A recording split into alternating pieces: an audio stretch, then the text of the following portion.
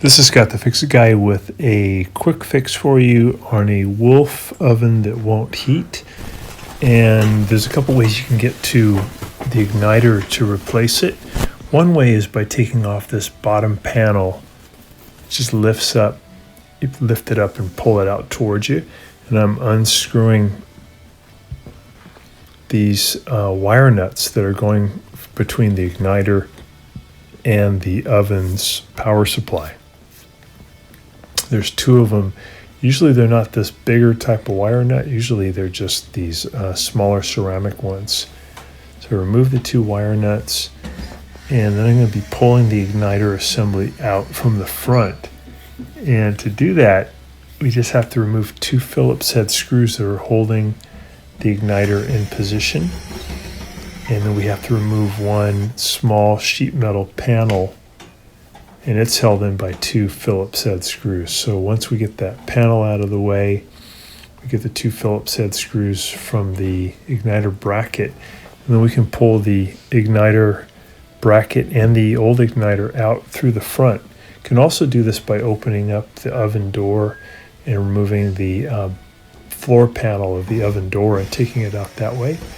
This way may be a little faster and pretty easy procedure.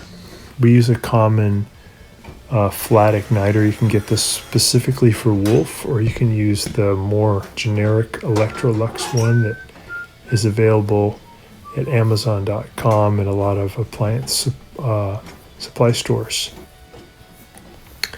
So we got the sheet metal panel off. We got the two Phillips head screws out for the igniter assembly, and then we pull the igniter assembly out toward us, and then there's two Phillips head screws holding the igniter onto the bracket. You just unloosen those, put the new igniter onto the bracket, and then once that's done, we'll feed the bracket with the new igniter back into the oven cavity, and we'll tighten up the screws that hold the bracket to the frame, and then we'll hook up our electrical connectors. Probably do this whole procedure in about 15 minutes. Be pretty easy. It is important to make sure you have the unit unplugged, or you can turn the breaker off.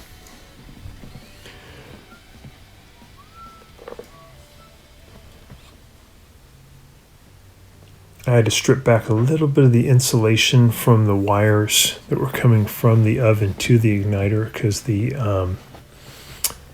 wire or the terminals were just missing a couple of the strands of wire, so I wanted to expose some new fresh wire. So here's the new igniter going back into the oven cavity. Just take your time. There's not a lot of space here to get this in, so take your time. Might have to twist it around a little bit. And then once you get it in position, you can add those two screws that hold it in.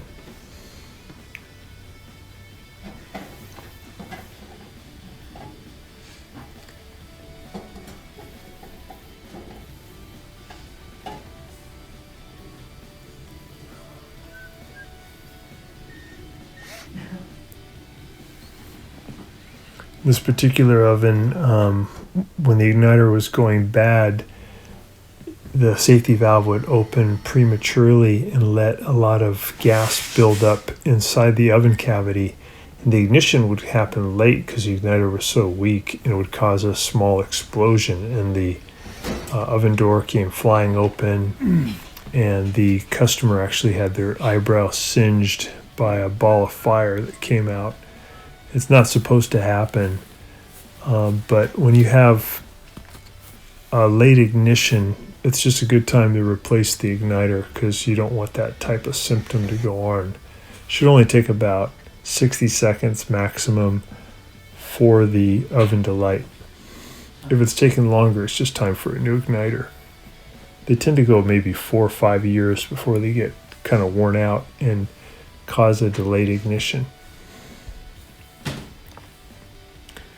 And those generic ones probably cost around $35 to $40 online, and they work just as well as the ones that are designed specifically for wolf.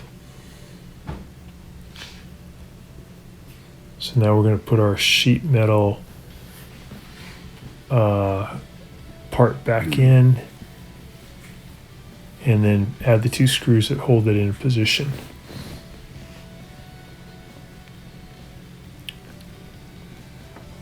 And once that's all done, you can just put the cover back on and you're done.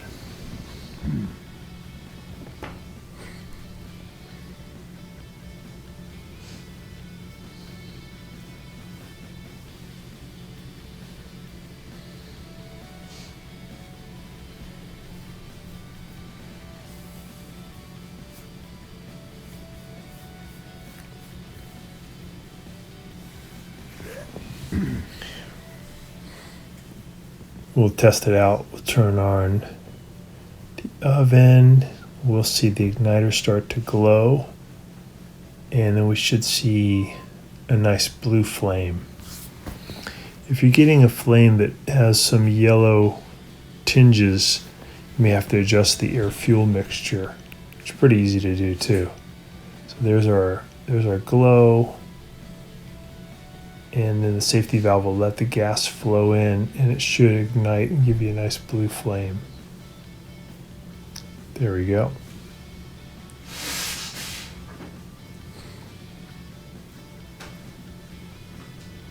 That's a good blue flame. That looked great. So we can close it up. We'll put that front panel back on. Oh, I'm sorry. We're going to put the little sheet metal panel, access panel on first.